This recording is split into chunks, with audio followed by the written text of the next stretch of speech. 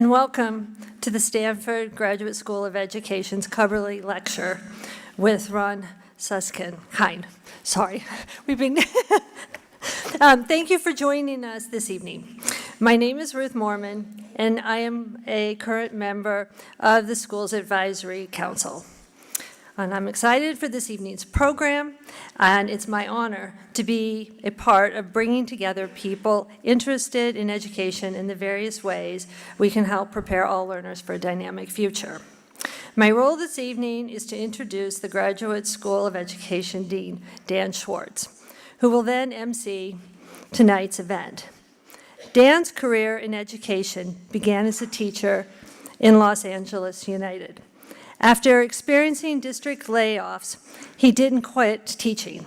Instead, he moved to Alaska, where he taught school for several years in a small village that was so remote it did not even receive radio signals. It was during this time in Alaska that Dan purchased a computer and discovered what a powerful learning tool it could be. I share this background with you so that I can now brag a bit about Dan. A member of the Graduate School of Education faculty since 2000, he studies student understanding and representation, and he is a leading expert in ways that technology can facilitate learning. One of my favorite things about Dan is that as a researcher and now dean of the GSE, his work is grounded in practice from his career as a teacher. He truly cares about creating meaningful learning experiences that are satisfying and empowering for all kinds of teachers, students, and their families. It is thanks to his leadership that the Graduate School of Education is building out an initiative around learning differences and reimagining special education. I have no doubt that tonight's lecture will shed light on why Stanford's work in this space is so crucial and holds great promise. Please join me in welcoming Dan Schwartz. Thank you, Ruth, for having the very interesting role of the person who introduces the introducer. And it was great. So Ruth is a fabulous special education teacher and a great advocate for this initiative and the school. So thank you very much, Ruth. So if you didn't know, this is the Cubberley Lecture. This has been going on since 1937 on a yearly basis. The purpose of the lecture is to bring the community and to have a conversation about to bring expertise to questions of education and to help the community engage in conversations about probably the single most important endeavor that we do as adults and children. So tonight we are discussing learning differences in the future of special education. Just a couple of quick numbers in case you didn't know. 13% of all students are identified with special needs, and at the same time, 49 of 50 states have a shortage of special education teachers. I propose that at the end we would have a lottery where people guessed which state doesn't have the shortage, but nobody accepted that idea. But this points out it is a very current issue. And so I just want to give some background about how we got here to this topic. So the GSE has a vision to prepare all learners to thrive in a dynamic future. So I want to unpack that a little bit. It really is about all learners from all walks of life, not the fictitious average learner. We have to figure out how to reach all learners. The second part is that the future won't be like the past. So the idea that we prepare people with mastery is kind of obsolete because jobs will change. You need to keep learning. And so how do we give people the resilience, the knowledge, and that prepare them to continue to change and adapt? So I think this vision is very timely. There's reasons to believe now is a transformative time in education. I by nature am not much of a futurist. I don't make wild predictions about the future, but I am convinced now's transformative. And there's two reasons. One is the pressing issues that are brought up by the vision statement about we really do need to get to all learners and we really do need to prepare them for a future that's unlike the past. But there's also all these new tools and new methods. So artificial intelligence is finally succeeding. It's been around for quite a while. Brain science, the ethics that come with these new tools, powerful tools, better ways to prepare teachers, to keep them prepared, to keep them learning on the job, questions about how people learn language, how people learn multiple languages. We're actually making very rapid progress, and there's a reason to believe that these things will enable us to get after very difficult challenges from before. So I have a lot of faith that we can start making a difference quickly in areas of high need. And so one of these areas is learning differences in special education. I think this is something early on, when I became dean, sort of picked this area and people agree. This is a place where Stanford in particular can have a huge impact. So Stanford has, if you're from one of these two places, close your ears. Stanford is basically Harvard and MIT on one campus, right? So we have the top medical school, top law school, top engineering, top humanities, top science, top business, top education, and it's all physically co-located. And you kind of need all these disciplines to be able to get after the whole child of a special needs or a child with learning differences. And so we're a very unique place to be able to get after this. And so I think people in the field recognize this and they're excited. People I talk to are excited about what Stanford can do. So this is our first public program in the new initiative. It starts our journey of trying to figure out what are the right questions to ask, and then how do we go about finding the best solutions. So it's pretty exciting. And our conversation, I hope tonight, provides you with some momentum, some knowledge, and some inspiration to support all learners, no matter their walk of life, their perceived abilities, their perceived histories, their social class. I think we can really make a difference. So tonight, about this event, you will hear personal stories and examples of some of the new tools and research, and I'm very pleased that you've chosen to spend your evening with us. We offer, but you don't have to come, and so it's really wonderful that you're here. But before we get to all of this, I need to do some housekeeping. First, silence your cell phone and your mobile devices. If your cell phone comes on and sort of is jingling the Darth Vader theme song, you will be embarrassed. And tonight's event is being live streamed and photographed, so you'll be embarrassed forever. So please turn it off. So lastly, I'd like to recognize all of you. We have, let me start, we have a big group of students from our teacher education program in the audience, the STEP program. Yes. We also have graduates from our teacher education program coming back, and they're a very high percentage. They recognize the significance of this. I don't need to tell you that teaching is, I would say, one of the most worthwhile pursuits. My goal is to make teachers all beloved, right? It's a really important goal, and I appreciate everything that everybody does for it.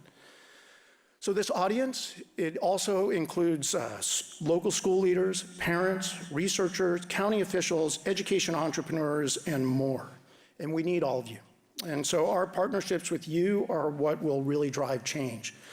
So I thank you all for being in this together. So let me just take a last applause for you. So after we hear from the star of the show, we'll open the conversation to you for a Q&A. And so you'll get your chance to participate. Now I'd like to introduce Ron. So Ron Suskind is an award-winning author and journalist. His memoir, Life Animated, tells the story of his family's journey with his own son, Owen, who's now 27, who was diagnosed with regressive autism at age 3. And so this heartwarming book was turned into a documentary, which was nominated for an Academy Award and won an Emmy. So he's quite accomplished. But we're not done. He also won a Pulitzer Prize. In 1995, he wrote a series of articles for the Wall Street Journal about an inner-city high school student in Washington, D.C., who aspired to attend an Ivy League university. And so those stories led to his book, A Hope in the Unseen. So please join me in welcoming Ron Suskind to the stage.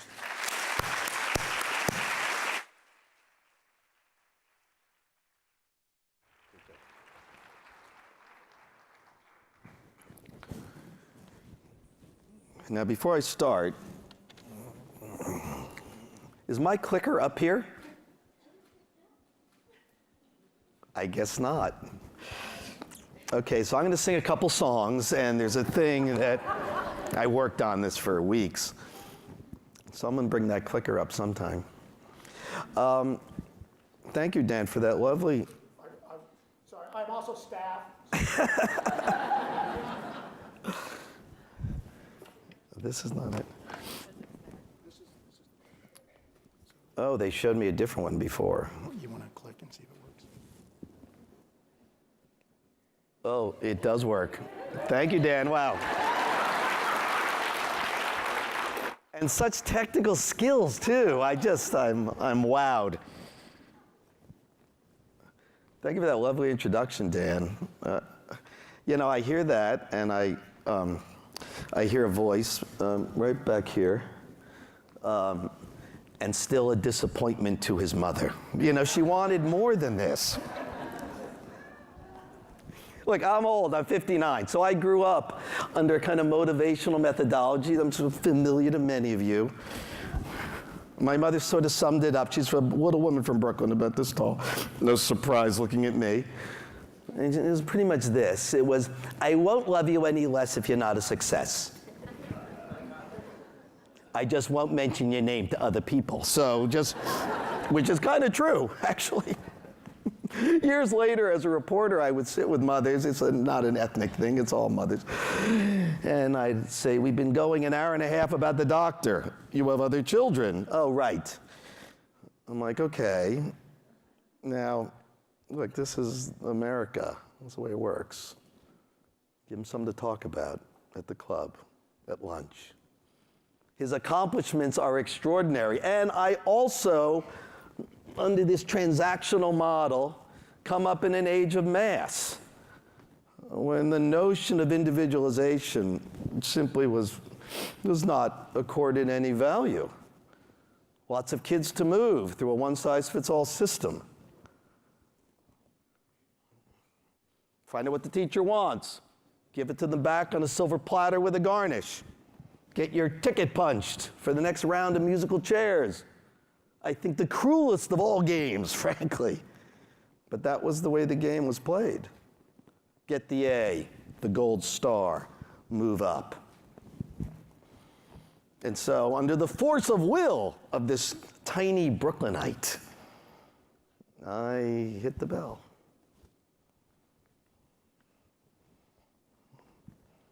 You're going to see a trailer to the movie in a few minutes.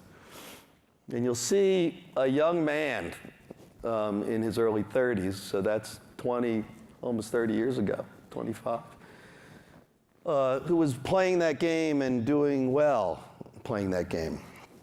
You know, I had managed to do all of those things that I was supposed to. I was moving up in the program. I was working in those days at the Wall Street Journal and the Boston Bureau. Newly married, wonderful wife, thank God, much smarter than her husband, 2 perfect children. We didn't use that word perfect later, we used it back then. Walter 5, Owen 2.5, little starter home in Dedham, Massachusetts. Everything working out. I got a big job as the national affairs reporter for the Wall Street Journal. Job you got to kill people to get. I killed 12 people to get the job. Family men, good guys, nice guys. My mother said only 12. I thought 20, 30 maybe.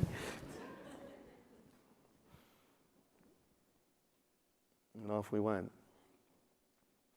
It's interesting, you know, you often don't feel the changes as they occur in your life. There's that great line from All the King's Men. Robert Penn Warren, who wrote the book, is a poet by training. And he has that great moment where something happens and it's very important in the story. He doesn't want to tell you too much. But he says, life is strange and changeful. And the crystal's in the steel at the point of fracture. And the toad bears a jewel in its forehead. And the meaning of moments passes so gently they barely rustle the leaf of the willow. I love that. The meaning of moments. And I love that part, the crystals in the steel at the point of fracture. Just like our friend Leonard Cohen, the crack. That's where the light gets in.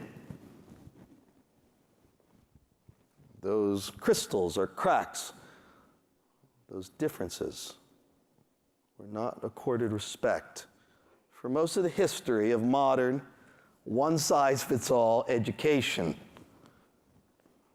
And thank goodness that's changing.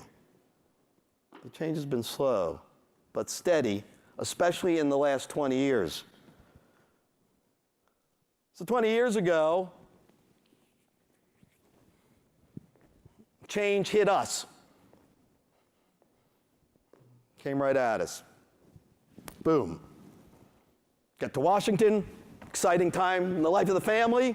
Had a rented house in Georgetown. New school for Walter, who's in first grade. New friends for Owen. Cornelia driving him around. She knew a few people looking for new buddies. New job for Dad. After a couple weeks of this exciting time, I stopped telling Cornelia stories about what was happening in the Journal Bureau because there was too much happening in the house. She says, look at him. Something's wrong with him. He's not looking at you. What? He's not looking. Call his name. Owen. And he's gone. He doesn't turn. Owen. And he's upset. He's unhappy. He's always been a happy camper. And he's not meeting your gaze. You know, he had a few hundred-word vocabulary. 300 words, whatever's typical. I love you. Let's get ice cream. Where are my Ninja Turtles? Turtles were huge then. And he's losing speech almost by the week. You can see it. 3 months in to this exciting time, he's down to a single word, juice. One word. And we know something has happened. We don't know what. We see a doctor, he says, you're out of my league, you need a specialist. And we see a specialist. Eminent clinician. We know we're in a different kind of place now. This is a waiting room in this doctor's office with a room next to where the couches are, and there's a one-way mirror where kids play and you can observe them. Oh boy. Doctor says, okay, let's do a few things with Owen and Cornelia and you. So Ron, why don't you have Owen sort of be with you, and then he's going to walk down the hall to be with Cornelia. So here I am with him. Now I know the way he walks now. Just in the past few months, like someone with their eyes closed. And I whisper to him, I say, hey buddy, just walk like you used to walk. Just this once, okay?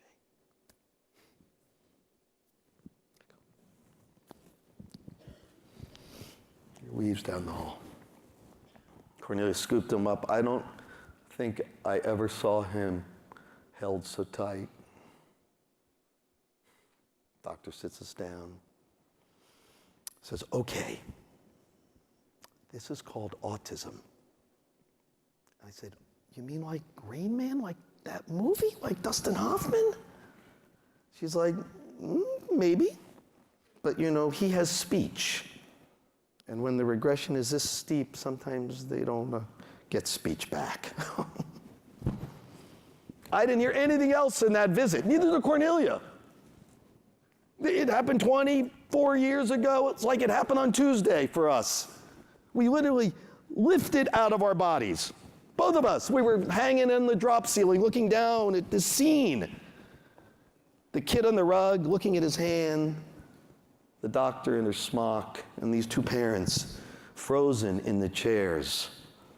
We left them in there. They didn't leave with us, those parents. The old Ron and old Cornelia. We used to miss them. Not so much anymore. It took a while. The life that emerged is the life you see now. A different life. I thought it was one that was reduced. How little I knew. So right around that time, literally A week after he's diagnosed, I cross town in the divided city of Washington, D.C., looking for people who've been left behind in the worst high school in America. I don't know what's going on. Everything's working in my subconscious. I find that guy in the cover, Cedric Jennings. Now, I mention Cedric because for years I was at education conferences talking about that book. Came out in 1998. Cedric, the inner city, African-American, nerd, geek, honor student, pariah in this war zone school.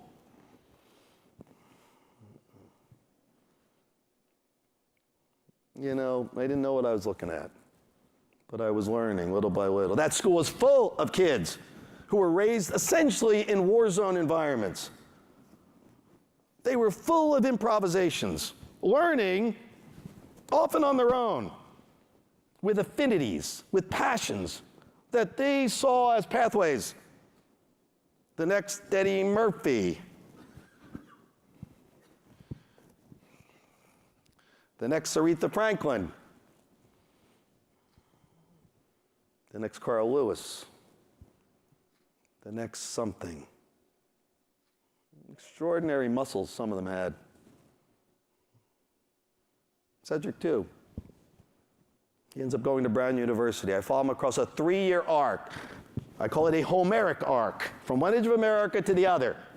He's seeking a home in Michael Harrington's, from Harrington's other America to the wider country. And I follow him all the way through.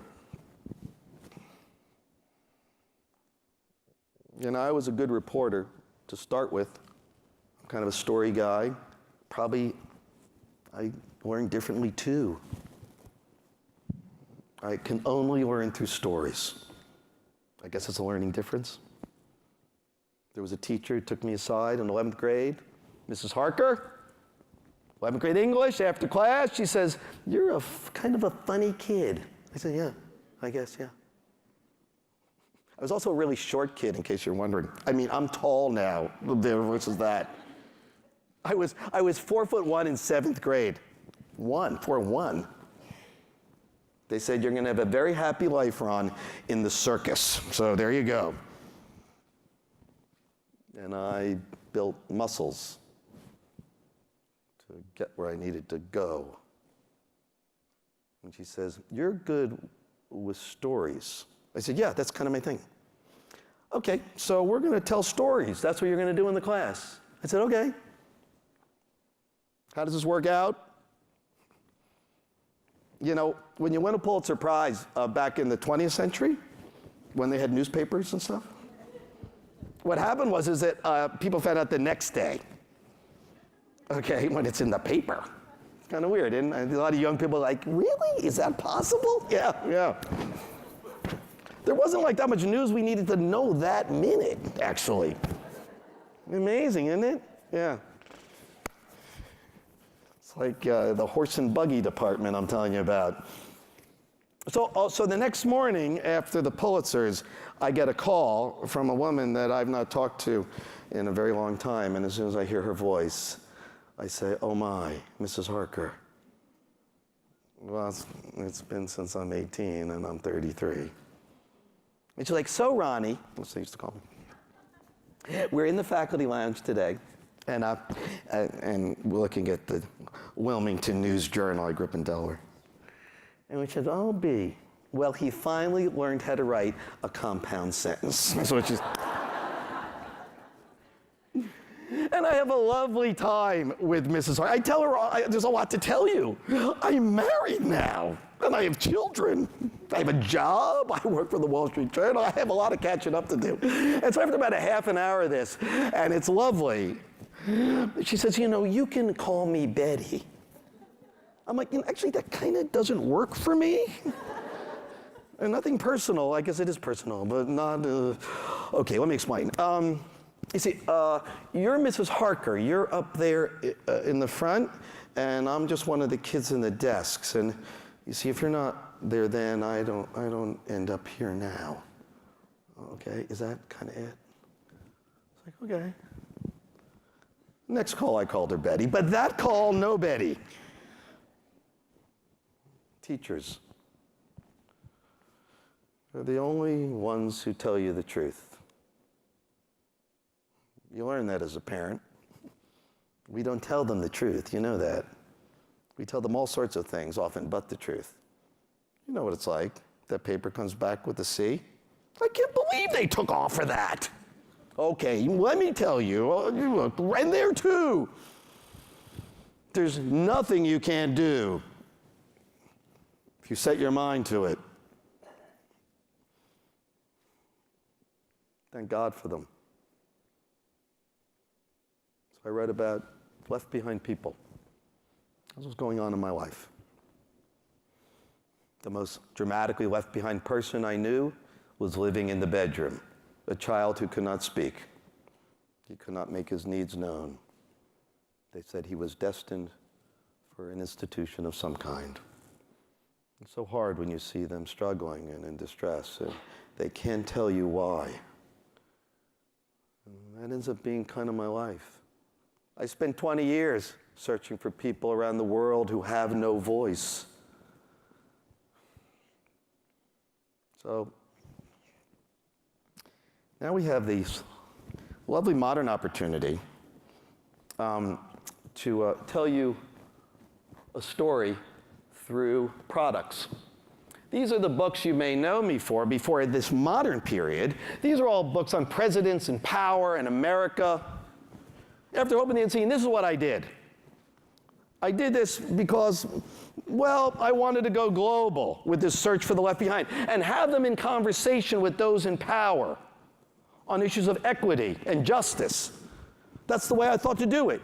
Tell a story, make it an ensemble. So every one of those books has a president in it. Some of them didn't like me very much, no doubt about it.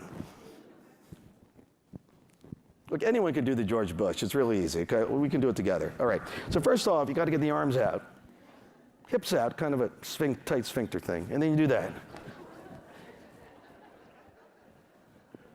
I may hug you, I may hit you. Kind of my choice as the decider. Dick Cheney and I wrestled, and I wrestled with the Bush administration, and thank God, when I was put under federal investigation, that first book went to #1 on the Times list, which meant I could pay the bills in our house, because we had a lot of them. It's about $60,000 a year for a family to support a child with autism. It's a lot. Most people don't have it. So basically, Cornelia, after a doctor's visit, said to me back when, she says, okay, so here's the deal. She's a writer too. She says, I have my job for the rest of my life, Owen, and your job is to make more money than any reporter in the history of newspapers. So have a ball. And that's what the result of it right there.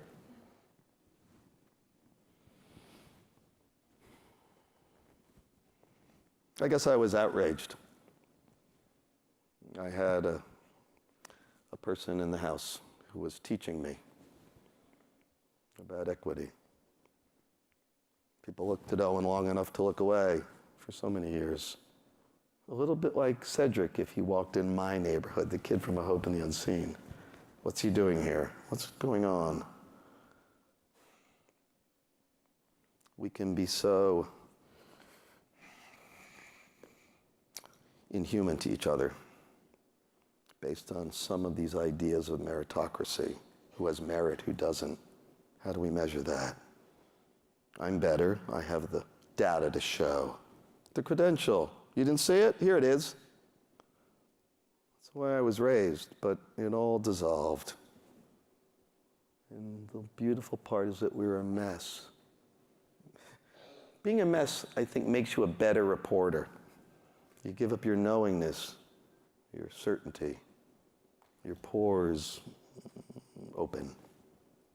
You can feel the heat. So here is the story that just comes out in the past few years. The story behind all of those stories, which we kept private. That's our life. I mean, I'm a very public person. I had my privacy gene removed surgically. It was a little procedure. It was an ambulatory thing. And, but the family are like real people, normal people. They're private, especially with an autistic guy in the house, person with autism. We just kept our lives private. But then we said, what the hell? So I read a book in 2014. No president in that one. It's about our family and our journey. And then they made a movie. So it's amazing the little confection of the trailer. It just tells you so much. So here in the trailer is Life Animated. That's the book. That's the movie. I have to say, that's a lovely little launch by Bruce Handy of Vanity Fair. An investigation of what it means to be human. That was the investigation of our actual life. Oh boy, there I did it. Yes? No? Now I wait, right? 4 seconds. I can recite the movie if you'd like. I have to do voices, but. No? Want to go back? Okay, that's Owen there.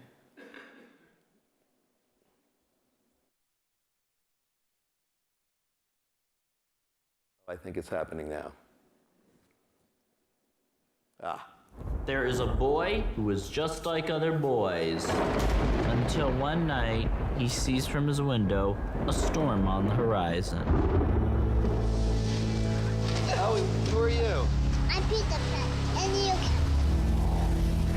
All of a sudden, at 3 years old, Owen vanishes. The doctor says, let me explain what autism is. Some of the kids don't ever talk again. I remember thinking, I'm just gonna hold you so tight and love you so much that whatever is going on will go away. We're beginning to give up hope. And one day, we're watching the Disney animated movies. And he says he doesn't want to grow up like Mowgli or Peter Pan. What the hell just happened? And all of a sudden, it became clear to us. He's using these movies to make sense of the world he actually is living in, our world. So at that point, we began to speak to him in Disney dialogue. When did you and I become such good friends? Whatever works to get to Owen. I've been scared my whole life of growing up. Peter Pan doesn't want to grow up because when you grow up, you lose all your magical childhood times. My hope is that he is independent enough to be able to grow older on his own. When I look in the mirror, I see a proud autistic man ready to meet a future that is bright and full of wonder. He's going to have to fall and fail. We're not afraid of that as we used to be.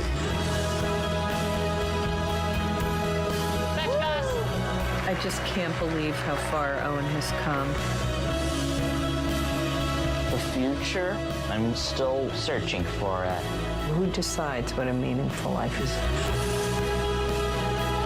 It's like I always say, children got to be free to live their own lives.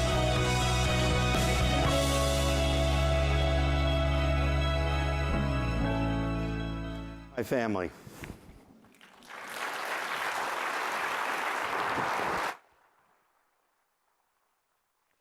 So the story that's traveled the globe a couple times at this point, they watch this movie in China and India now, is that we realized after 4 years of silence that Owen had memorized 50 Disney animated movies, all the ones since Snow White in 1937, the first big feature. I know. It was stunning. I was there with that Yago puppet. You know, and what I did is I crawled across the rug and I pushed the puppet up alongside the bed and I asked him what I ask sources when I'm reporting. In the voice of Yago. Again, anyone can do that one too. Gilbert Gottfried, it's like a busted Cuisinart. It's easy. I throw the bedspread over my head, I push the puppet up, and I say, Owen, Owen, how does it feel to be you? He turns to the puppet like he's bumping into an old friend. He says, not good, I'm lonely and I have no friends. It's our first conversation since that Peter Pan sword fight. Now I just bite down hard under the bedspread and I say, stay in character. What would Iago say next?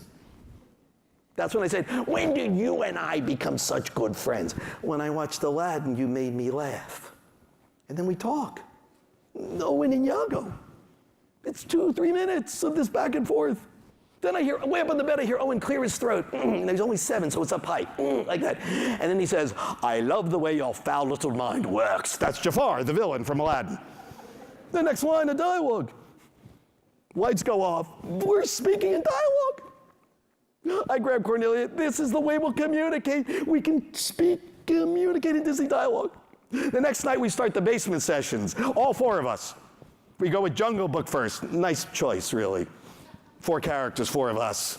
I'm Baloo, which works other than the height thing. Bare Necessities, I'm kind of goofy. Cornelia's Bagheera, the protected panther. When you must go back to the man village. It's dangerous in the jungle. That's Cornelia. Walter, King Louie, the orangutan. Tell me the secret of man's red fire, man. Cub and Owen's Mowgli. About 7 scenes in, I say as Baloo, you know you'd make one great bear. And he says, you think so, Papa Bear? And then he hugs me. And I'm not sure if it's Mowgli and Baloo or me and Owie. Of course, Cornelia says, it doesn't matter. It doesn't. So we do every night. We start living crazy double lives. By day, we seem just like the rest of you. Cornelia's dragging Owen to every therapist who hangs a shingle. Walter's riding his bike to school in blizzards, which, you know, the brothers and sisters of folks with disabilities, they become like little Dickensian characters. I'm good. See you in a couple of years. I'm interviewing presidents. And at night, every night, we meditate on the emergence of the hero. They're the best discussions we have. It's all in there. It's all in everything. You know the Blake line from high school? See the world in a grain of sand, heaven in a wildflower, eternity in an hour. That's a different learner in the basement. He learns through his passion, just like the rest of us. It's where we learn best, right? The transactional world is dissolving that one-size-fits-all world. We have this beautiful little baby right here. All human knowledge at our fingertips. Knowledge is becoming commodity, ubiquitous, universal. Since they're little peanuts, they're free-feeding. Our affinities, our passions become us, and we them. Cornelia says at one point, what he loves is who he is. I guess it's gonna be Disney. So let's get down there and start dancing in front of the screen. And loving what he loves is the way we're gonna love him. And that's what happened. This creates change. These things have been bubbling around for a while, but we created a kind of clarity and integration through story. The book comes out in 2014. I speak in front of the UN General Assembly and Congress and NIH, and parents call from all over the world. I get it. My kid's a Harry Potter kid. Mine's Preston Sturges movies. Mine's medieval poetry. So he's okay? Well, I said he's different. Just get in there. You can do it easy now. You can dive in right with him or her. Go. So we had to build technology, a new kind of screen sharing technology, where basically the way it works is that you type or talk into your phone, it comes through in the voice of a character on the paired phone. And it's a YouTube search. So I search for something on YouTube, it mirrors on both phones at the same time. It's like we're on the couch together, that's all. I mean, people are coming around to it. You just heard Mark Zuckerberg today. What did he say? Well, this whole public thing kind of didn't work out. This Facebook posting thing. So it's going to be more like in the den, on the couch. Well, we've been doing it for years. Get in the couch with them. Look at the shared campfire of what you or they love. It's a mirror to both of you. That's what I love about it. We're revealed through our passions. I think more authentically than almost in any other way. Who cares what high school you went to or what graduate degrees you got? Passions cross all borders, especially now. So that's what we created, called Sidekicks, named by Owen. He also has his own patent number. Now that's cool. Studies. I'll go through them quick, and then we'll jump to our panel. We've got a whole bunch of them. This is one at Harvard, exploring the use of Sidekicks, kids with autism. It's the phone app. Amazing results. Why? It's remote access, or side by side. It allows the kid to get out of their skin and for the therapist to share it on a kind of common ground, that it taps into the deep intrinsic motivation of the kid on the spectrum. Just remember, every time I say spectrum, just think folks on the spectrum are extreme expressions of the rest of us. It's the best way to think about it. You know, if we are considered neurotypical, which frankly I don't know what it means anymore, I think we're all diverse. My brain does 2 + 2 = 4 different than yours and yours. But there's imbalances that are apparent. Areas of stress and areas of strength together. So we see it all there. I just want it up there. You can look at it on our website. The key is that this kind of sharing is enormously valuable for not just education, but for relief of anxiety. For saying, I know who you are through what you love. And tell me, teach me what you see. There's a study happening right now at MIT. They're getting kids on the spectrum, they're finding out what their affinities are, and then what they're doing is they're putting in the fMRI with shots, video from the affinities. And there's a lot of affinities. There's thousands of them. They're limitless as stars in the sky. So it's hard work to do. So they get screenshots and they put them in there. Now this is a little girl, a 10-year-old girl who's into trains, and they've got train videos in the fMRI, the functional magnetic resonance imaging machine. MRI with a screen in it. That's all it is. Bingo. Amazing results. This is the neural activity as she watches the video. I'm not a neuroscientist, but when neuroscientists look at this, they go, ooh, delicious. All this activity on the left comports with what so-called typical neural anatomy looks like, with a little bit of oomph. Over here, these are neutral videos that are not in her affinity, and you're getting what generally be considered a lower amount of brain function than a kid who's more aware of transactional issues. Learn this. Hit the bell. This is something you should be interested in. The stuff she's interested in, her affinity, amazing. Finally, this is lovely. This is when they're just telling stories to a kid with language issues, language processing issues. And you'll see at the top left, that little spur right there on the bottom is language processing, high-edge language processing, all the key areas that you find with folks with full language expression, only through the affinity. This is hope for us. There it is. Finally, we have this lovely thing that's happening at an MIT-affiliated school called the Ivy Street School. This is interesting. What it is, it's a remote access thing where the kids, they're 13 to 21, they're on the spectrum, basically have access to a social worker or a teacher trained by a social worker pretty much all through the day. So the kids at all times of the day can reach out to the social worker and they know what the kids' passions are. Well, the fact is, it's YouTube available. The kids just take you into the great ocean of YouTube. You get to follow. Amazing results. These kids have anxiety of all sorts, which is very common in autism.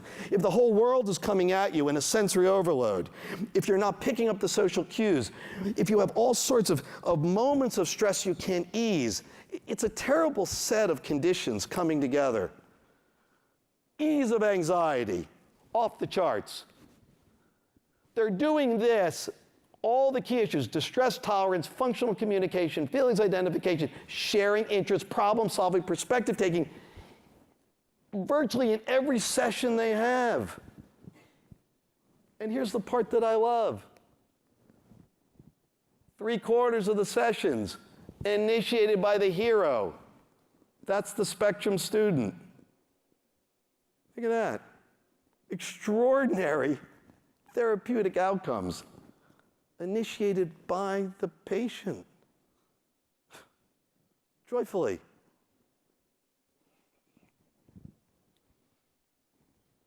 Cornelia's wise, with emotional intelligence that I admire and awe. She'd say, don't forget the joy. We're not going to fix them. It doesn't work, and why should we even try? Make sure we live in his joy. You're going to watch another little video. This is sort of interesting. Owen at his bar mitzvah, and then at the school he goes to where he starts Disney Club. Of course. He gets up there, he's like, I have no friends. I need to make friends, so let's start Disney Club. He does. Okay, and watch what happens at Disney Club. It's crazy. But first, I want to show you the bar mitzvah because I love this part. So, Shabbat Shalom. Today, my dad, Walter, and I chanted from the Torah called Kiyoshi in the book of Leviticus. The most famous commandment in this chapter is that you should love your neighbor like yourself. When he says neighbor, God doesn't mean just the person that lives next door, like the Malniks.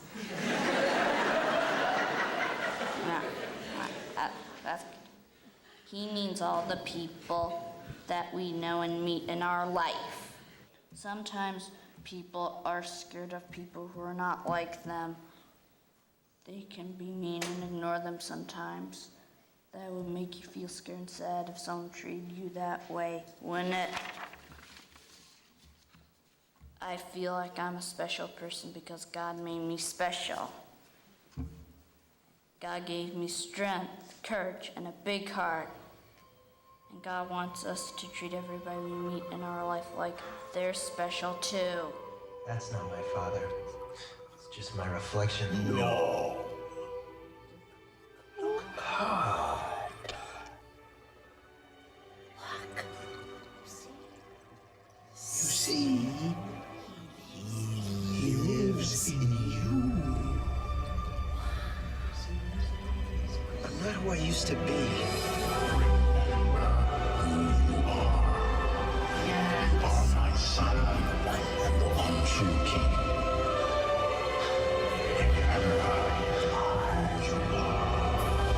No, please, don't leave me. Father, don't leave me. Okay. What was Mufasa teaching Simba? Jessica? They're teaching us that there's more to you than you ever would see. And more than meets my eye, right? More than meets the eye.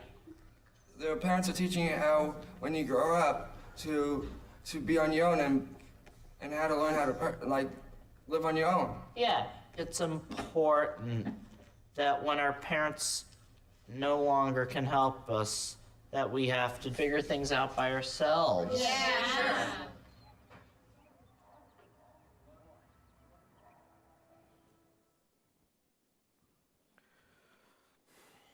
what happened here? The kids got together. They gathered around the campfire of what they all love. They created a school on their own. Everything was on the table in Disney Club. They can see each other. They can see themselves through their passion. It's a challenge for teachers, but also a time of enormous excitement, which we'll talk about in our panel. We're living in a Gutenberg moment, early stages of it, but it is one.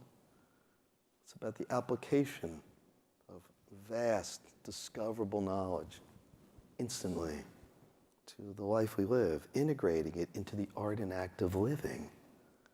It's going to happen in the classroom and beyond, and then back in the morning, and then all day and night.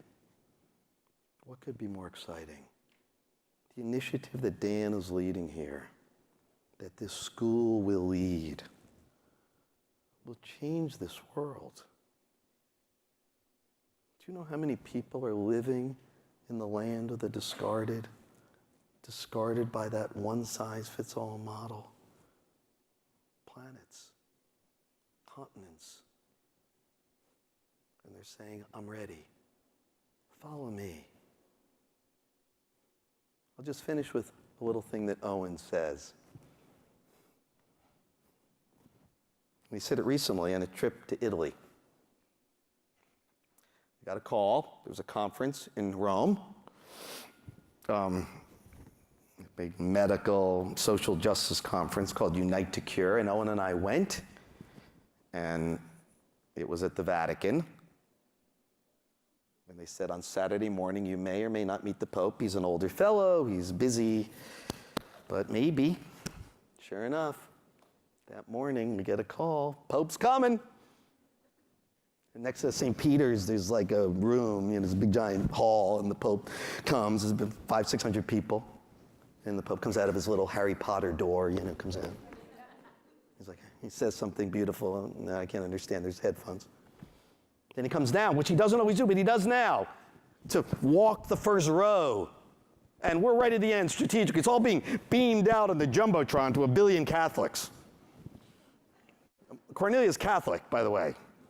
No, we're Jews. It's a little complicated. She was going to come, but her Jewish husband gave her bronchitis. Look, we are a nasal people, and that's the problem.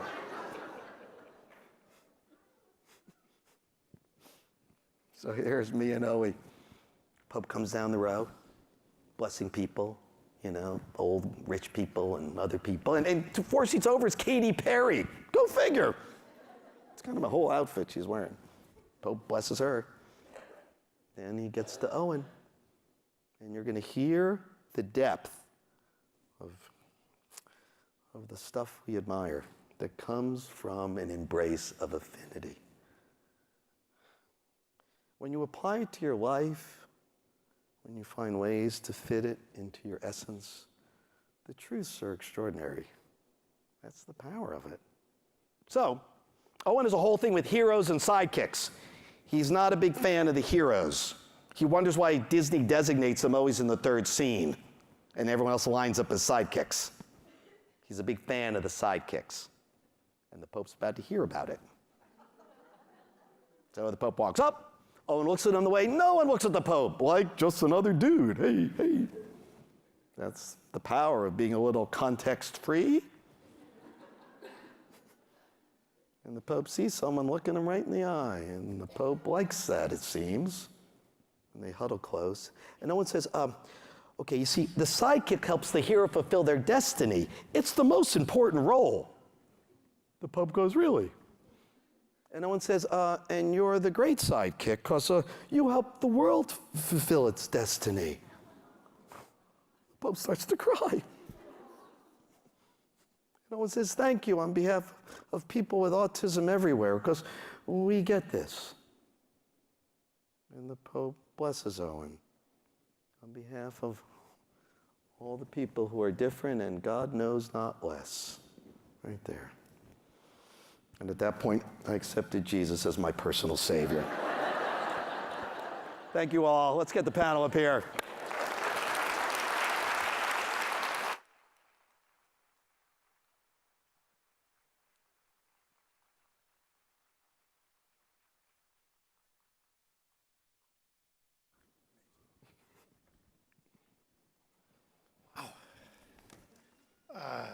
So just, so that was amazing. It was exhausting. So just for a moment, I'd just like to give you a breather, so we'll just clap one more time, because it was amazing.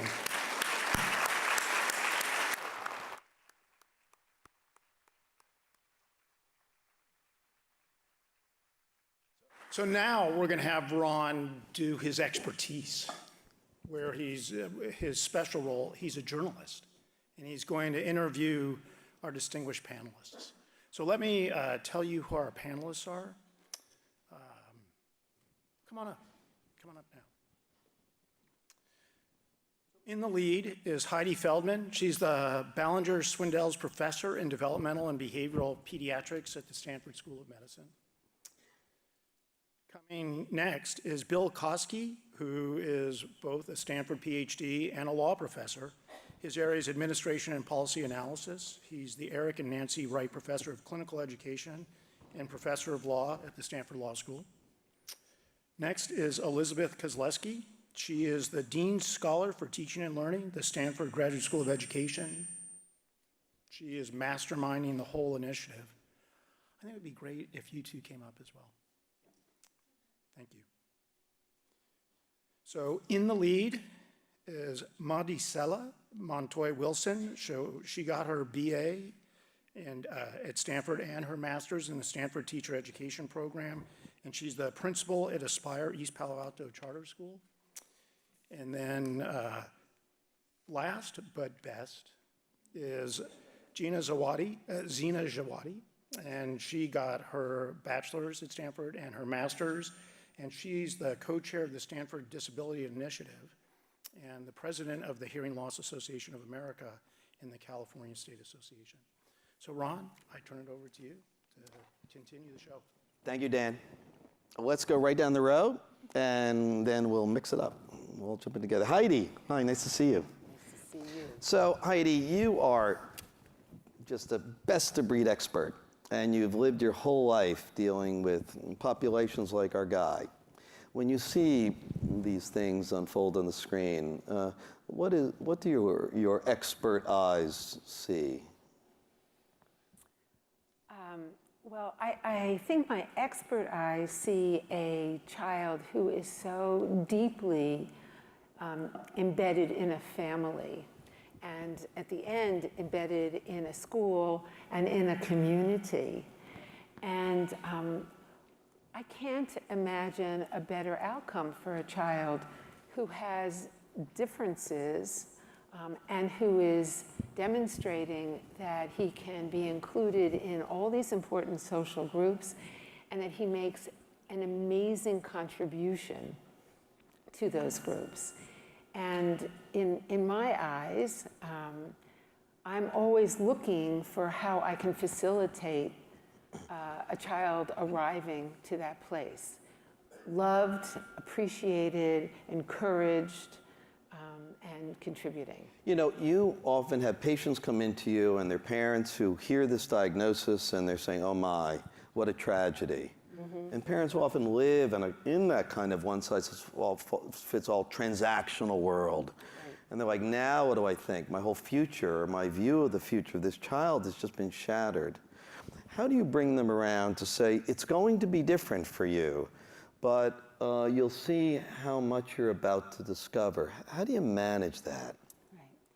So really, actually, what I do is I try starting when I first meet them to get in touch with what they're already experiencing, what they already know someplace, maybe not above the eyebrows, but certainly in the chest to the tummy.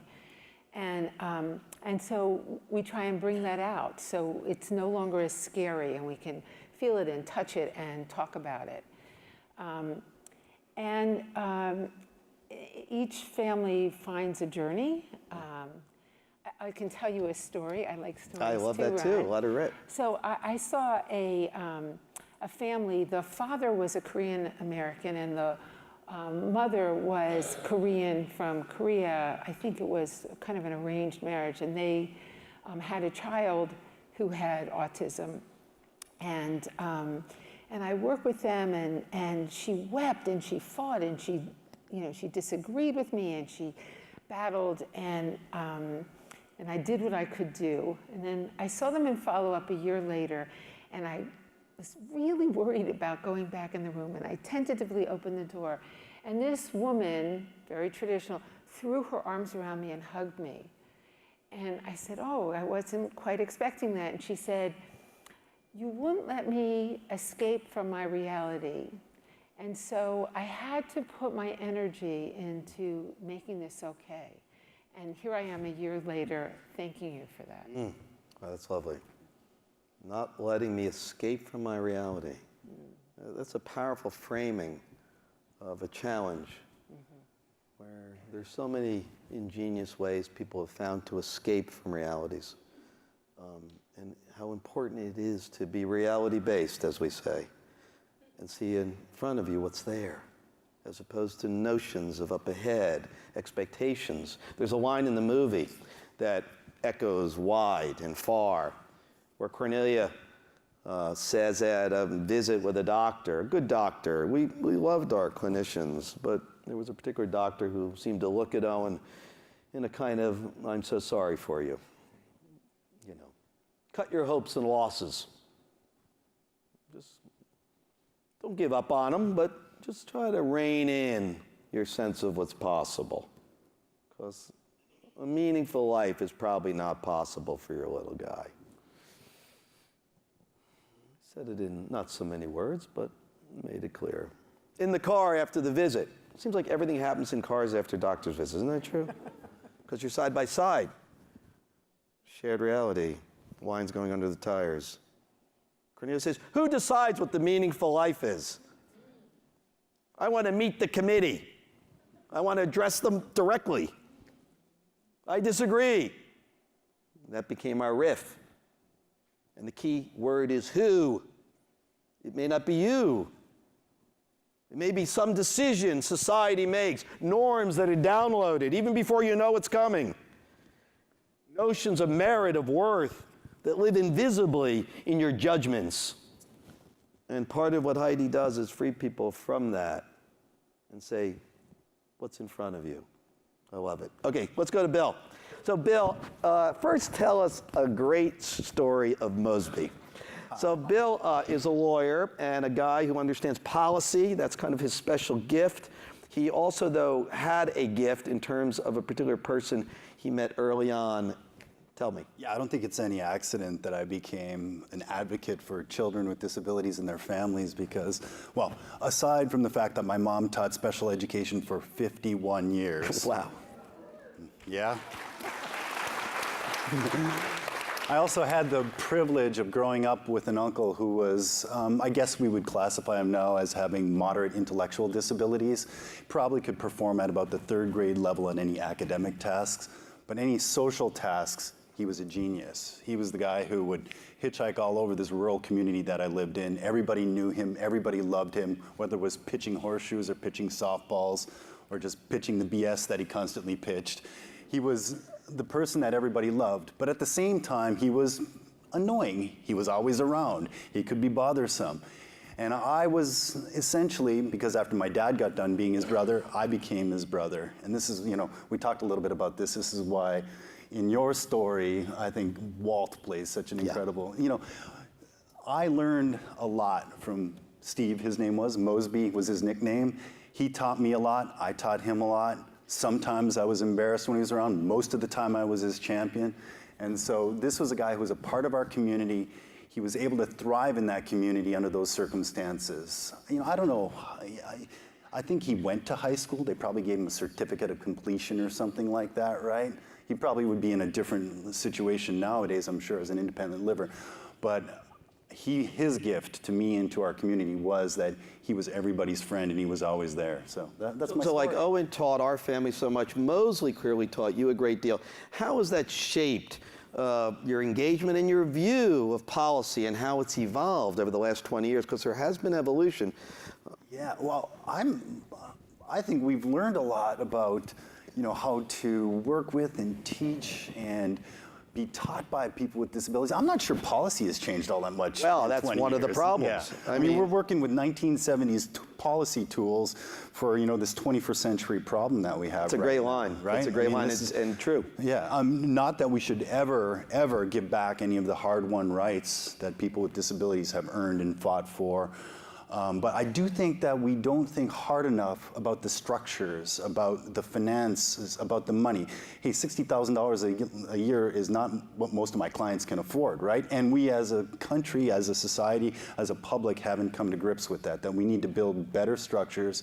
We need to make sure that all teachers, and I'm hoping that the folks in this initiative are going to do that, all teachers can teach all learners, that we can ensure that it's not just sitting around an IEP table with some parent who doesn't even know the first thing about how to advocate for her own child's rights. She just wants to get along, doesn't have to do that, you know? We need the structures in place. We need policies that address it, that doesn't rely on that kind of 1970s tool. You know, and I think part of what we're doing in rooms like this and what they'll be doing here, to be frank, at a temple of the meritocracy. That's not an in spite of, it's a because of. It gives this place strength to lead. Maybe we'll make change. So we're not living with 70 policy toolkits, because that's a long time ago. Elizabeth, yes. You are way ahead of everyone and us, and talk to me about the way you see and use the word fascination, because it's elegant.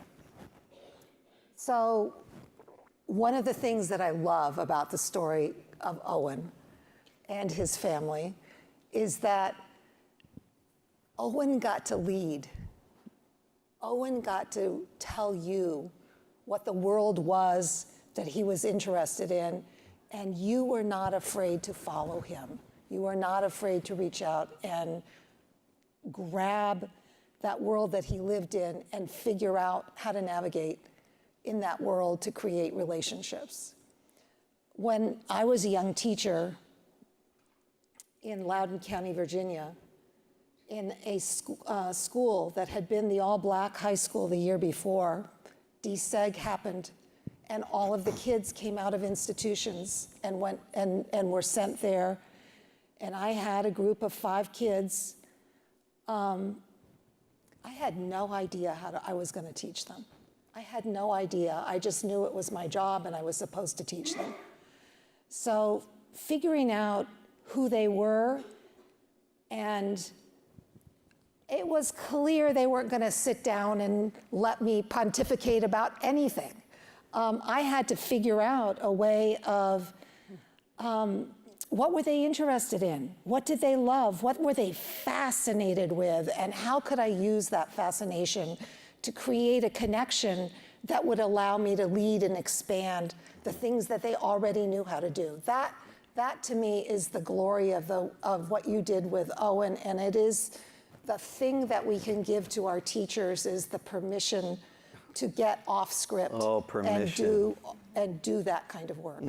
I love that word, because it's so much what people are asking for. Give me permission. I kind of know what to do. But these social norms and structures in which I live are not letting me do it. Let's go to Maricela. What I love about Maricela is that her story is extraordinary, her life story and that of her parents. But Maricela goes from a Stanford graduate, from teacher now to principal. So she knows, as Elizabeth talks about the challenges she sees in her class, it's a lot of kids, it's one teacher, how do I do this? Fascination. I've got 30 different areas of fascination. How do I make sure that certain lessons that need to be taught, certain skills that I'm hoping to build, flow through all of these areas of interest and fascination? It's a challenge.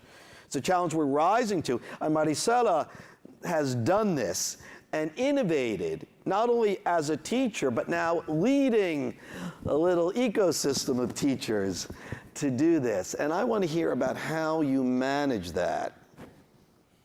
Well, that was very generous. Well, what I found when I was teaching was just how much fun it was to engage in students' interests. And I think I echo what all the panelists said about just how beautiful Owen's story was in depicting how powerful it is to seek that passion, and how beautiful it was to watch you as the parent let him take the lead.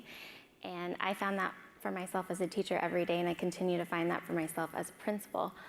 And I really appreciated the slide on the neuro activity, because I think too often in education we tend to find this tension about following these standardized tests, and that's how we get funding. There's a lot of restrictions around it, and we seek permission to go beyond that. But I think the neuroactivity is clear that when we lean into students' engagements, they're actually going to achieve more. So we're actually not being mutually exclusive when we go down the path of letting the child lead. And I think, like I said, my students teach me that every day, and my job as the principal now is to give permission to my teachers to do that every day, and to let them teach me, so that I'm not giving a one-size-fits-all model to my staff, but I'm trying to cultivate a sense of curiosity and a learner attitude, so that we can all focus on and prioritize knowing our students, seeing our students. There's so much evidence that our students can't thrive and learn and seek those passions until they feel safe and they're in a brain-safe environment. And so prioritizing seeing them, knowing them, listening to them, I think actually is in service of the learning and the achievement that we tend to separate. You know, you deal with a population where they often don't have some areas of traditional supports in their home. They come to the school getting maybe a kind of nourishment that other kids might be getting at dinner in the evening. Parents are not both working in some houses, or working 2 or 3 jobs. What are the biggest challenges you face? What would you say is the #1 challenge you face in bringing this idea, this powerful orthodoxy to the students, as well as give those teachers permission? Some of them don't take it easily. Yeah, I think it's a difficult question about the biggest challenge. I think part of my responsibility is to develop the mindsets and clarify that equity lens for our whole staff. And so in part, I do it by modeling that I'm making time to lean into socio-emotional learning, to developing that in our adults, because I think so much of it is inside-out work. Everything that we hope our students to personify and exhibit as learners, as critical thinkers, as curious humans, we must first impart. And so I feel like my responsibility is to model that. So showing up at the table at an IEP and telling parents, I don't have the answer. I'm here to listen to you and support you. You're the expert of your child. Here's what we see at school, but we're a team. And my hope is to impart that belief, so much so that a parent who feels like they're restricted or have barriers in their own life feels empowered by my message of ensuring that they belong in our school and that we value them. And I think our students can't thrive unless they feel that, and our parents can't provide what we know that they can unless they feel welcomed and invited as partners. I'm going to run to Zena at the end of the row. Zena, would you just tell everybody a bit about your story, because you're a self-advocate and a pioneer. Zena has hearing loss, and when we talked on the phone, as I talked to everybody before I came out, Zena talked about being a self-advocate. We were always telling Owen, advocate for yourself. It's hard for him, though. It's hard for lots of people to advocate for themselves. It's almost like they feel like they're up against an army that's saying, what are you doing? No, we've made a decision here. You're going to have to push through a headwind. And Zena is a master of advocating with might. Tell everyone about your life. Thank you very much for the kind words. I was diagnosed with hearing loss when I was 3.5 years old. At the time, your specialist talked to my parents about my hearing loss, and the way that they were speaking about hearing loss was extremely sad. It almost felt as if my life had ended before it even started. But my parents decided to ignore the comments that were made in that conversation and instead placed me in speech therapy, where I underwent speech therapy for about 8 years, 10 hours a week. And I was placed in a very difficult school so that I could be in the same school as my brother, and so that I could be challenged in a way that was best for me. And over the years, I have developed different skill sets that I believe have helped me not just overcome some of the barriers that I have faced in terms of institutional barriers or social barriers of any kind, and I think that they are very valuable in life in general. So I'd like to share with you some of the tips that I have learned over the years. I have 5 tips, and I will say them aloud and then explain them further. The first is to be your own self-advocate. The second is to be proactive. The third is to find your allies and mentors. The fourth is to be persistent. And the fifth is to separate the doubters from the believers. My first point is to be your own self-advocate. I have found over the years that there is no one who is going to be a bigger advocate for yourself than you. And if you're a parent, then it would be for your child, you would be the best advocate. Over the years, I think that self-advocacy has helped me in many ways. For instance, in classroom settings where I might mishear something in class, instead of repeatedly raising my hand to have the teacher repeat what was being said, I would instead come up with cues that I would show my teacher, and my teacher would look at those cues and recognize that I didn't hear what was being said. And this way, it was a great solution for both of us. This way, I was able to hear what was being said, and the teacher would understand that I did not hear what was being said. The second point is to be proactive. Something that I did growing up is that I would go a year before and shadow the teachers in the classroom and figure out whether this kind of classroom would be inclusive and accessible for me. And if it was not, I would come up with ways to make it better for me. Something that I also did is that I would talk to each of my teachers at the beginning of every quarter here at Stanford, and in high school it would be every single year because it's the same teacher throughout the year. And this was a great way for me to explain my hearing loss and to share some tips that have helped me in the past. The third point is to find allies and mentors. I have found that mentors have helped me along the way in terms of personal growth and also professional growth. There is one person in particular that I would like to share a story. When I was accepted to Stanford, I contacted a head of a department who runs, and this person manages hundreds of people. He's extremely busy. And I asked him, is it possible to do research here? He responded in less than 12 hours with copying a whole bunch of people, and he continues to be a personal and professional mentor. And these are the kinds of mentors that you would like to have because they will help you and support you in your future and your career. The fourth point is to be persistent.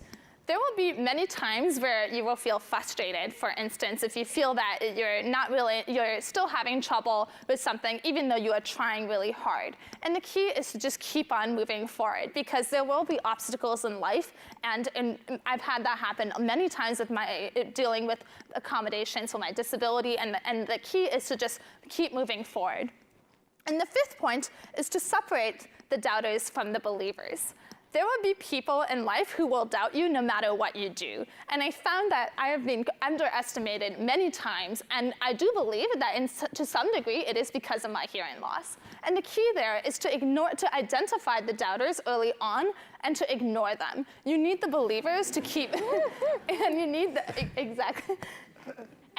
the believers to keep on moving forward. That's lovely. Let's hear it. There's a very interesting echo I'm hearing in Zena's voice. One of the key passages from A Hope in the Unseen, for those of you who read it, is the doubters for Cedric.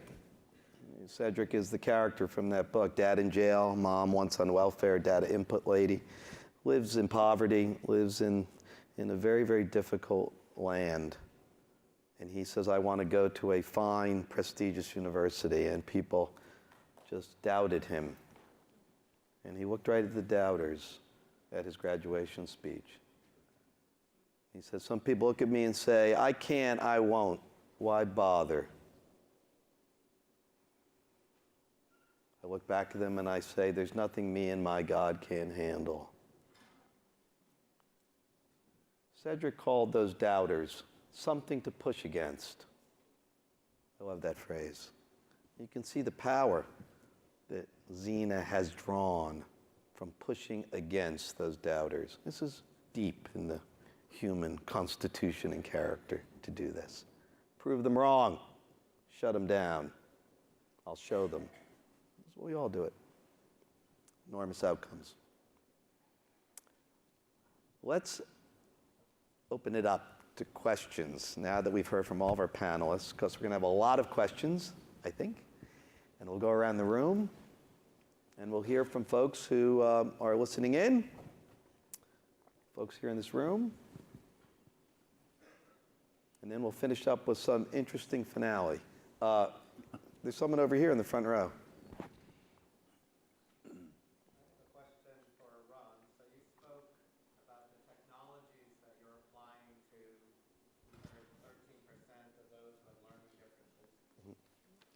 Say it, start over. So a question for Ron. Is it better? Yeah. A question for Ron. You talked about technology that you're applying to people with learning differences, and we heard 13% of students out there have some form of learning disabilities. What are the applicability of applying some of your methods to all students? Because when, it's interesting that these particular pilot students learn better when they are together working side by side on an affinity, but maybe we all can do that. And can you just speak a little bit to how can we transform education broadly for everybody using some of your approach? Thank you for that question. First, I should call out the speaker. That fellow is Adam Chire, who's the inventor of Siri, right over there. Terrific guy. You get fascinating people in this neighborhood here. So what you say, Adam, is what we find again and again. I mean, almost everything we're building for the spectrum community has application to the wider planet of education. I mean, the Venn diagram overlap is almost an even Steven on it. What's interesting is that the folks in the spectrum help us look with clarity and essence at what all students need. I mean, in a way, because they're not transactional in the traditional ways. They're just not. They've got to be driven by their passion, or it kind of doesn't work, just like artists, just like some scientists, and the fact is, so much of the rest of it, of the model, is a transactional model. I do this to get that.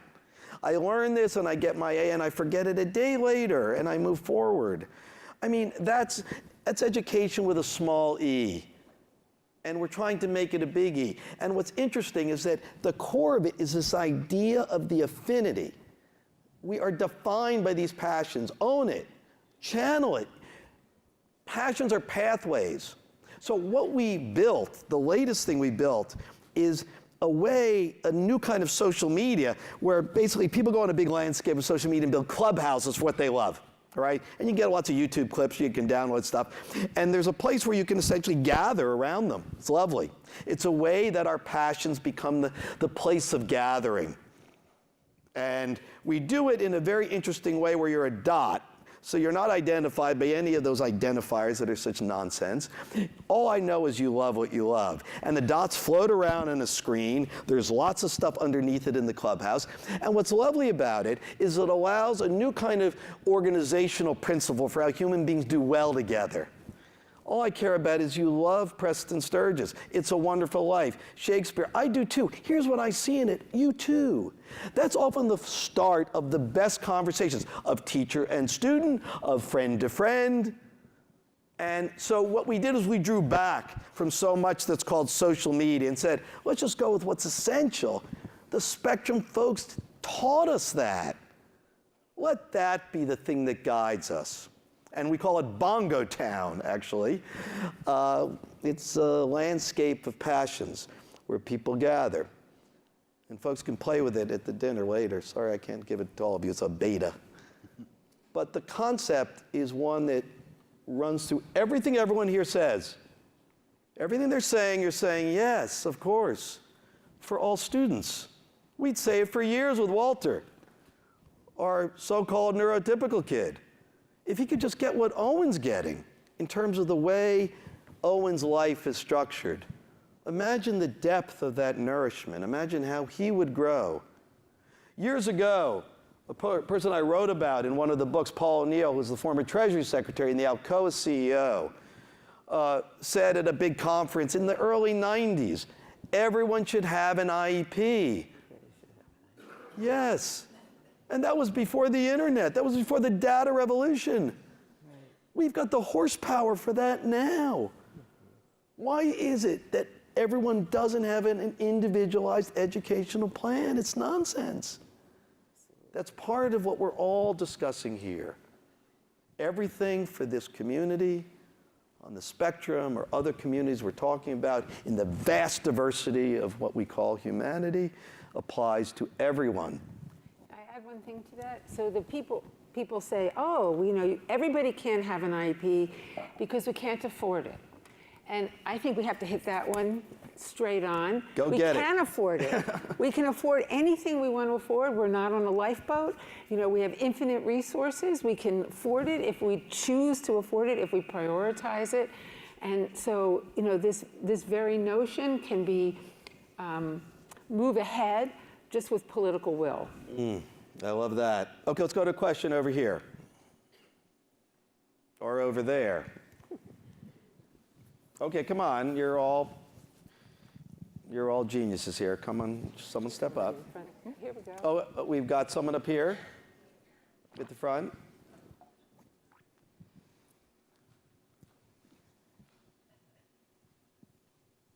This is a question for Zena. What is the difference, Zena, between the Alexander Graham Bell Association and the Hearing Loss, is it Association of America? Well, thank you very much. For those who don't know, the Alexander Graham Bell Association is a different association, and the Hearing Loss Association of America is the organization I am involved with. The Hearing Loss Association of America is dedicated to providing information, education, advocacy, and support for people with hearing loss.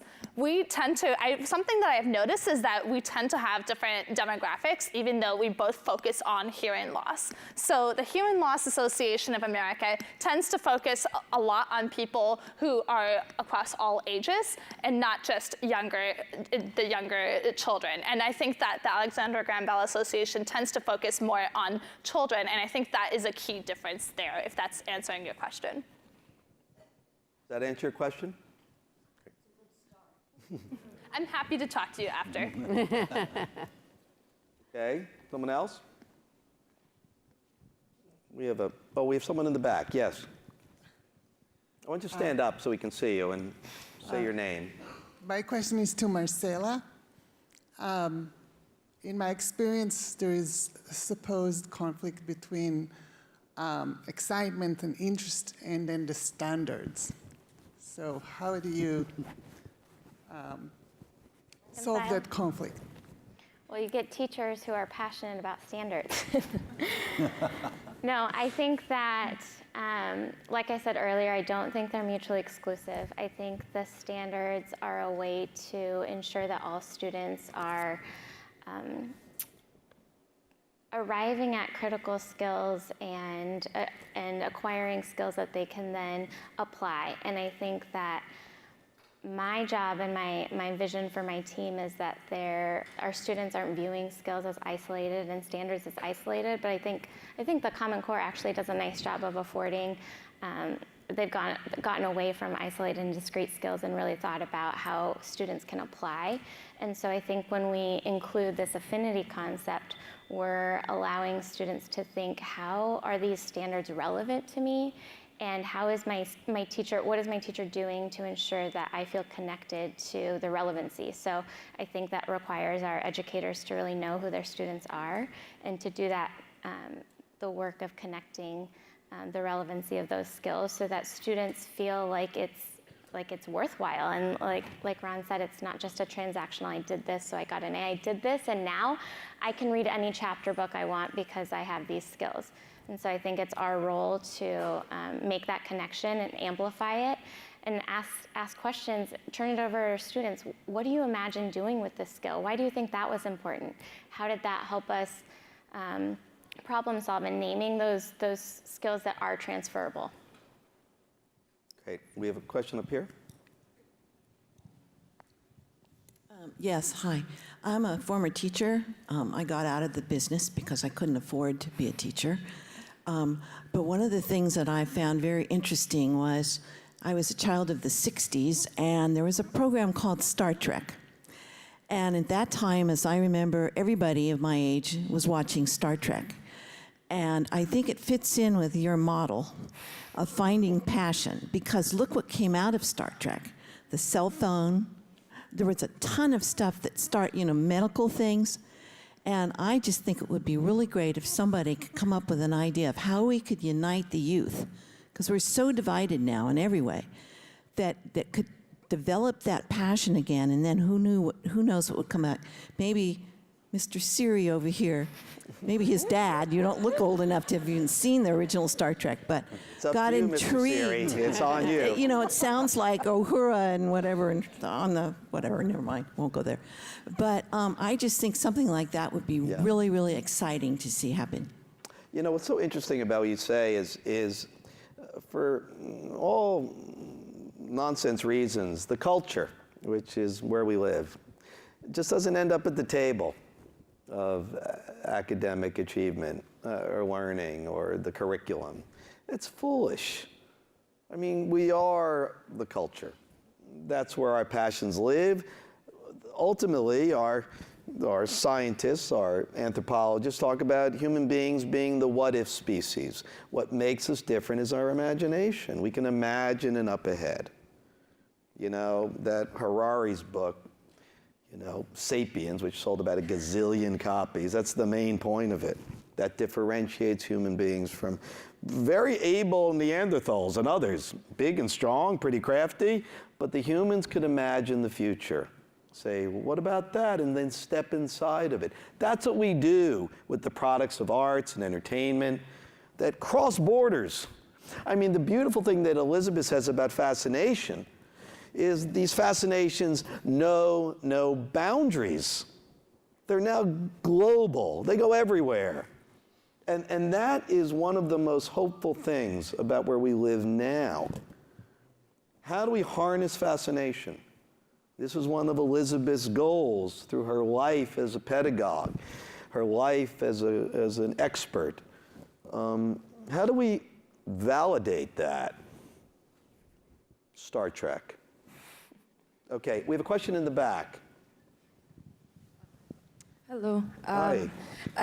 I watched the Life animated movie last week through our program, and I'm just wondering, how is Owen now? Owen's doing great now. I think so. I can't get his agent on the phone, but I think he's fine. Owen's doing fine. Owen's 27. He lives in what's called supported independent living. It's a community, about 40 folks, called Living Independently Forever Life. It's just, they give some supports, a little balance your checkbook. He cooks on his own now, had to get a little support there. He's got a couple of jobs. He works at a movie theater, of course, loves it.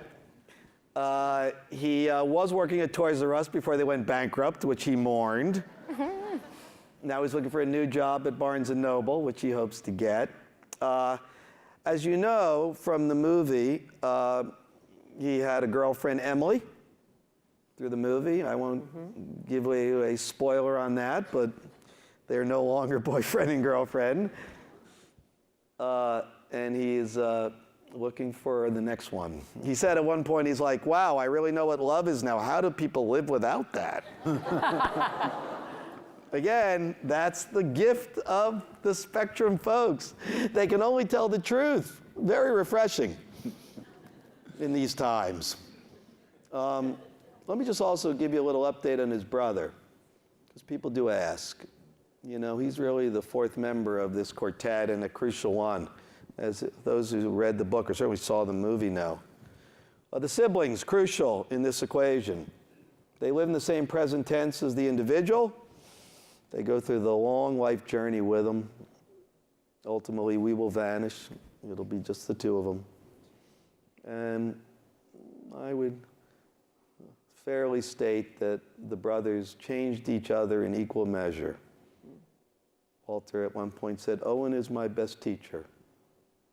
He said that when he was about 20, 21, becoming an adult, seeing the way he was built.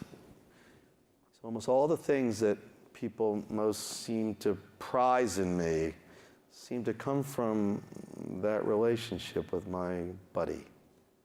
Owen as well saw Walter as, well, a model.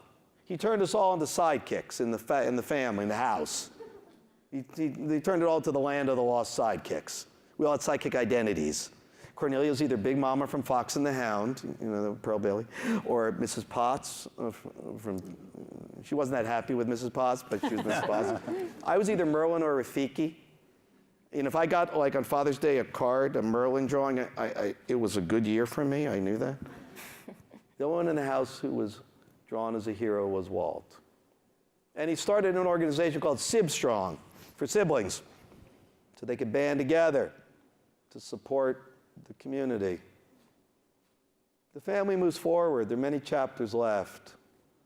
You know, every book or movie stops at some point, but the end point is a fiction, a convenience. We will leave them now, and they'll go forward. In some ways, ending tonight is a fiction. We will move forward from this night.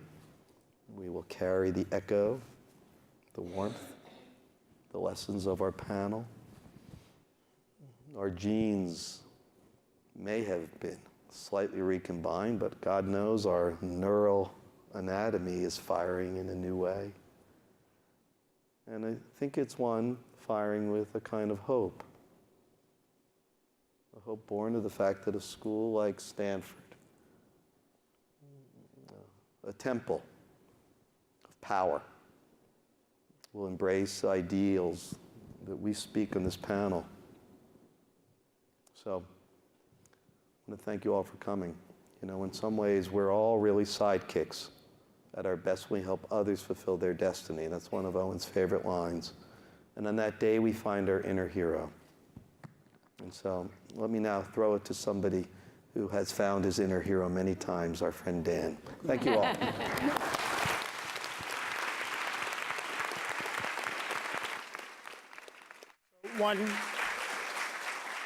One last round to thank our panelists. I really appreciate you taking the time, and Ron.